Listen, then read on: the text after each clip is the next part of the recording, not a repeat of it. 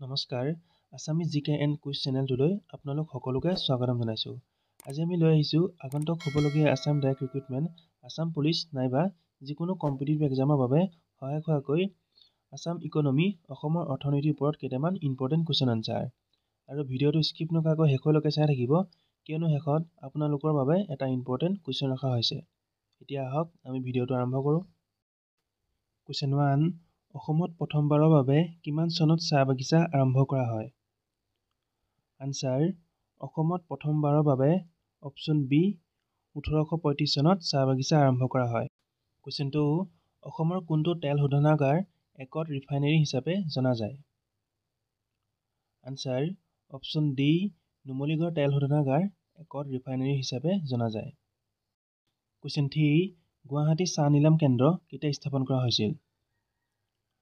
Answer: Guwahati চাহ নিলাম কেন্দ্ৰ অপশ্যন বি 1970 চনত স্থাপন কৰা হৈছিল। কুৱেশ্যন 4, অসমৰ আটাইতকৈ পুৰণি তেল শোধনাগাৰটোৰ নাম কি? আনচাৰ: অসমৰ আটাইতকৈ পুৰণি তেল শোধনাগাৰটোৰ নাম হৈছে অপশ্যন চি ডিগবৈ তেল শোধনাগাৰ। কুৱেশ্যন 5, অসম চুক্তিৰ ফলত সৃষ্টি হোৱা শোধনাগাৰটোৰ নাম কি? আনচাৰ: অসম চুক্তিৰ ফলত সৃষ্টি হোৱা শোধনাগাৰটোৰ নাম হৈছে অপশ্যন বি নুমলীগড় তেল শোধনাগাৰ। কুৱেশ্যন 6, নুনমাটি তেল শোধনাগাৰ কিমান চনত স্থাপিত হৈছিল? আনচাৰ: নুনমাটি তেল শোধনাগাৰ অপশ্যন বি 1962 চনত স্থাপিত হৈছিল। কুৱেশ্যন 7, অসমৰ সৰ্ববৃহৎ সাৰ কাৰখানাটো ক'ত অৱস্থিত? আনচাৰ: অপশ্যন চি নামৰূপত অৱস্থিত। Question 8, Assam state fertilizer and chemical limited নামৰ সাৰ কাৰখানাটো ক'ত অৱস্থিত?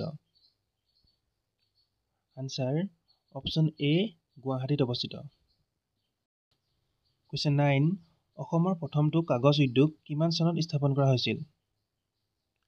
আনচাৰ: অসমৰ প্ৰথমটো কাগজ উদ্যোগ অপশ্যন চি 1971 চনত স্থাপন কৰা হৈছিল। কুৱেশ্যন 10, অসমৰ প্ৰথমটো কাগজ কল ক'ত স্থাপন কৰা হৈছিল? আনচাৰ: অসমৰ প্ৰথমটো কাগজ কল অপশ্যন বি যোগীঘোপাত স্থাপন কৰা হৈছিল। কুৱেশ্যন 11, অসমত থকা মুঠ ৰাষ্ট্ৰীয় উদ্যানৰ সংখ্যা কিমান? আনচাৰ: অসমত থকা মুঠ ৰাষ্ট্ৰীয় উদ্যানৰ সংখ্যা হৈছে অপশ্যন চি 7খন। কুৱেশ্যন 12, অসমত পঞ্চবাৰ্ষিক পৰিকল্পনা কেতিয়া আৰম্ভ হৈছিল? আনচাৰ: অসমত পঞ্চবাৰ্ষিক পৰিকল্পনা অপশ্যন এ 1951 চনত আৰম্ভ হৈছিল। কুৱেশ্যন 13, অসমত আছাম গ্ল'বেল ইনভেষ্টৰ্ছ ছামিট কিমান চনত অনুষ্ঠিত হৈছিল? আনচাৰ: অপশ্যন বি 2018 চনত অনুষ্ঠিত হৈছিল। কুৱেশ্যন 14, তলত উল্লেখ কৰা কোনটো আটাইতকৈ ডাঙৰ কৃষি উদ্যোগ? আনচাৰ: অপশ্যন এ চাহ উদ্যোগ। কুৱেশ্যন 15, অসমৰ মানচেষ্টাৰ বুলি কোনখন ঠাইক কোৱা হয়? আনচাৰ: অপশ্যন ডি শুৱালকুছিক অসমৰ মানচেষ্টাৰ বুলি কোৱা হয়। লাষ্ট কুৱেশ্যন, আৰু এই কুৱেশ্যনটো আপোনালোকৰ বাবে ৰাখিছোঁ। ইয়াৰ এনচাৰটো সকলোৱে কমেণ্ট কৰি নিশ্চয় জনাব। কুৱেশ্যনটো হৈছে হাতীৰ দাঁতৰ কাৰখানা থকা ঠাইখনৰ নাম কি?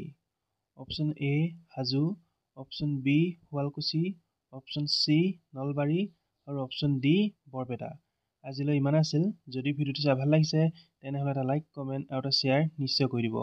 আৰু এনেকুৱা ধৰণৰ এডুকেশ্যন ৰিলেটেড ভিডিঅ'সমূহ সদায় পাই থাকিবৰ বাবে আমাৰ চেনেলটো ছাবস্ক্ৰাইব কৰি কাষতে থকা বেল আইকনটি প্ৰেছ কৰি ল'ব। ধন্যবাদ।